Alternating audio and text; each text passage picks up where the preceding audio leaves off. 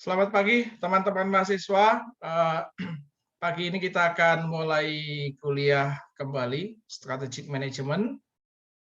Minggu lalu atau pertemuan yang lalu ya kita sudah membahas tentang dua paradigma. Kalau kalian ingat dua paradigma terkait dengan strategic management ya, ada yang kita sebut sebagai IO model atau Industrial Organization model, dan juga ada RBV model atau Resource Based View.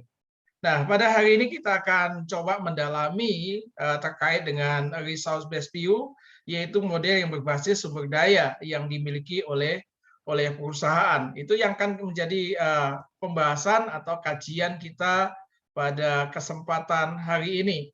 Jadi perusahaan harus mengukur ya sumber daya yang dimilikinya atau resources yang dimilikinya, apakah memiliki kompetensi inti yang merupakan capability atau kekuatan dari perusahaan di dalam mengeksploitasi ya peluang yang ada di dalam lingkungan industrinya atau lingkungan bisnisnya, atau dapat digunakan juga untuk meminimize ya ancaman yang akan dihadapi oleh perusahaan. Jadi di sini saya memberikan ada 4 kompetensi inti yang harus dimiliki oleh perusahaan, yang sering kita singkat dengan VIRO ya, atau VIRO ya. Nah, apa ini yang dimaksud dengan VIRO ini ya? Untuk V-nya itu adalah valuable. Jadi salah satu yang harus dianalisis oleh perusahaan sebelum menyusun suatu strategi, selain faktor lingkungan eksternal yang sudah sedikit kita bahas pada pertemuan sebelumnya dan juga akan kita bahas lebih detail pada pertemuan yang akan datang, ya, perusahaan juga harus menganalisis sumber daya yang dimilikinya. Apakah memiliki kompetensi yang merupakan kapabilitas dari perusahaan itu di dalam menghadapi tantangan maupun peluang dari lingkungan eksternal, dari lingkungan bisnisnya. Jadi perusahaan yang pertama harus memiliki sumber daya yang memiliki karakteristik valuable. Apa itu yang dimaksud dengan valuable? Ya, yaitu ketika perusahaan memiliki sumber daya yang memampukan perusahaan untuk dapat mengatasi baik ancaman, terutama mengeksploitasi peluang dari lingkungan eksternal. Pertemuan yang lalu kita sudah membahas yang dimaksud dengan lingkungan eksternal, itu bisa saja kita sebut sebagai atau kita singkat dengan PESTEL. Yang pertama political, terus kemudian ekonomi, kemudian social culture, teknologi, environment, dan legal. Dan juga ada beberapa yang menambahkan dengan faktor lingkungan global. Dan lingkungan eksternal itu terus mengalami perubahan setiap saat, ya, mengalami dinamika, dan oleh sebab itu kemampuan perusahaan untuk menyesuaikan sumber daya yang dia miliki ya dengan kondisi dari lingkungan eksternal yang terus berubah, itu adalah salah satu kekuatan perusahaan untuk dapat menjalankan strateginya dengan baik dan mencapai tujuan dari strateginya.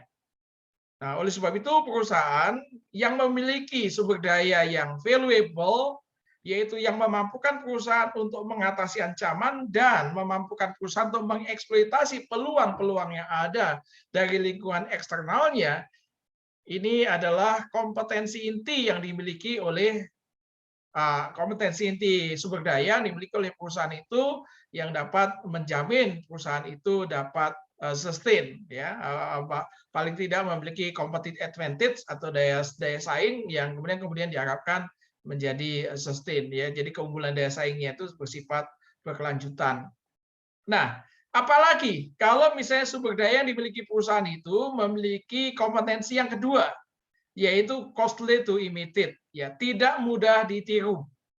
Jadi ini adalah ketika perusahaan lain, karena kita ini ada dalam lingkungan persaingan, dalam lingkungan industri, dan ketika perusahaan lain tidak dapat meniru ya, atau paling tidak dapat mendapatkan ya sumber daya yang valuable yang kita miliki tadi, atau toh kalau mereka harus mendapatkan sumber daya yang valuable yang kita miliki tadi, mereka harus keluarkan cost yang lebih tinggi. Ini berarti kita memiliki sumber daya yang tidak mudah ditiru. Karena jika perusahaan lain atau pesaing mengeluarkan cost yang lebih tinggi, ini akan berpengaruh pada price dari produk atau jasa yang dijual perusahaan itu, juga akan berpengaruh terhadap profit ya dari perusahaan pesaing tersebut ya. Oleh sebab itu jikalau perusahaan ini dapat memetakan sumber daya yang bukannya valuable tapi juga tidak mudah ditiru, akan membantu perusahaan ini untuk dapat sustain ya di dalam mempertahankan keunggulan daya saingnya.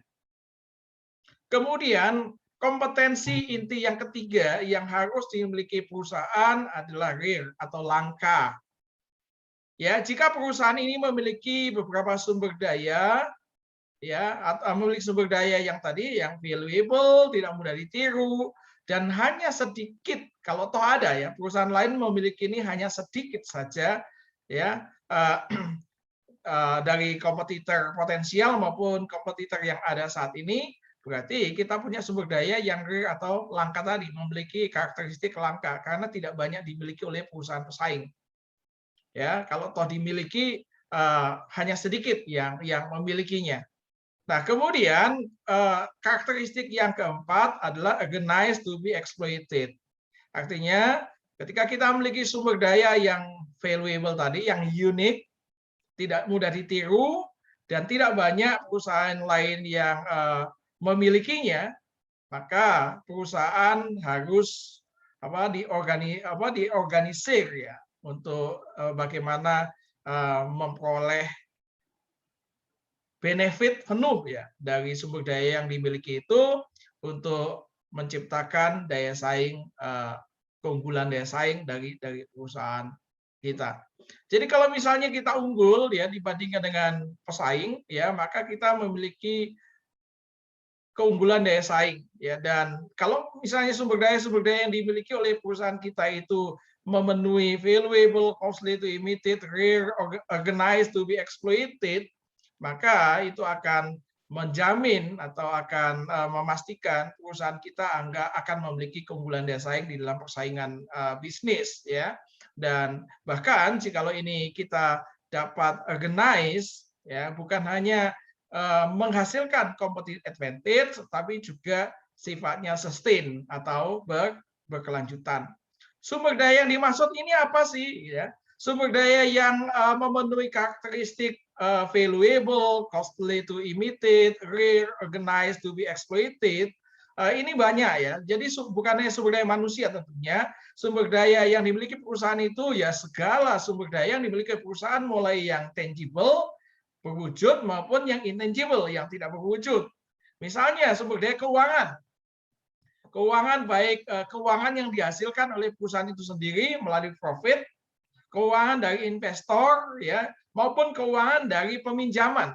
Ya, karena dalam konsep dalam bisnis ini ya, ada dua, kalau Adam Smith menyebut itu ada dua jenis hutang ya. Yang pertama adalah hutang konsumsi, yang kedua adalah hutang investasi. Kalau perusahaan melakukan pinjaman, itu tentunya adalah hutang untuk investasi, bukan konsumsi. Sehingga hutang investasi untuk membesarkan perusahaan ini dianggap sebagai capital, ya, sebagai modal bagi perusahaan.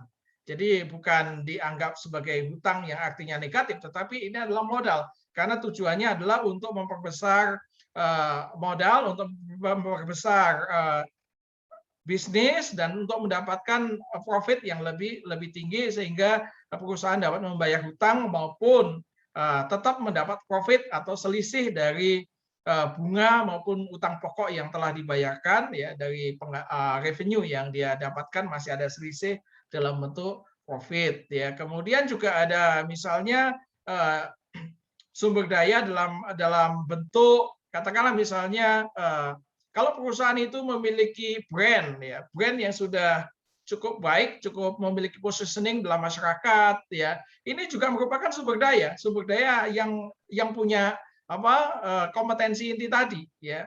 Nah, kalau SDM adalah salah satu, bukan satu-satunya dari sumber daya, maka disebut sebagai sumber daya manusia.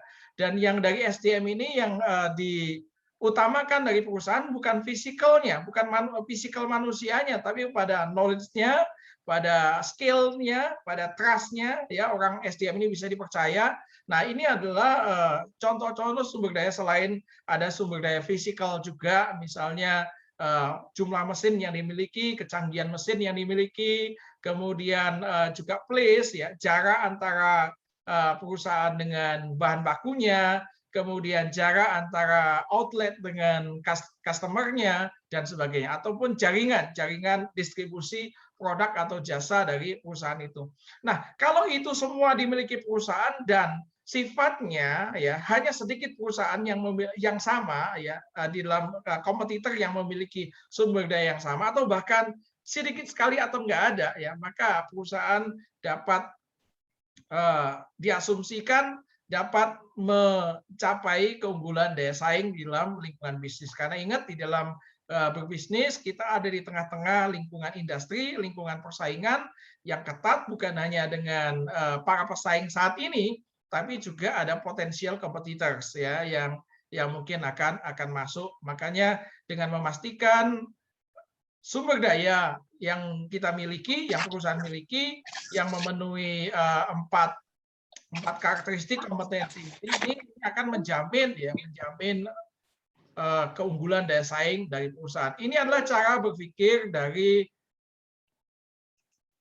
model yang kedua yang kita bahas minggu lalu, yaitu terkait dengan RBV atau Resource Based View, yaitu suatu keberhasilan strategi didasarkan pada sumber daya yang dimiliki oleh perusahaan dan sumber daya yang dimiliki perusahaan yang dapat menjamin keunggulan daya saing, bahkan sustainability atau keberlanjutan dari perusahaan adalah sumber daya yang memiliki kompetensi utama atau kompetensi inti, dan kompetensi inti itu yang kita barusan bahas, yaitu yang pertama adalah valuable atau unik, kemudian yang kedua adalah tidak mudah ditiru, kemudian yang ketiga langka, dan kemudian yang keempat adalah yang tak tergantikan. Jadi itu adalah kompetensi inti yang harus melekat pada sumber daya yang dimiliki perusahaan untuk mampu memiliki keunggulan daya saing di dalam persaingan bisnis dalam lingkungan industrinya.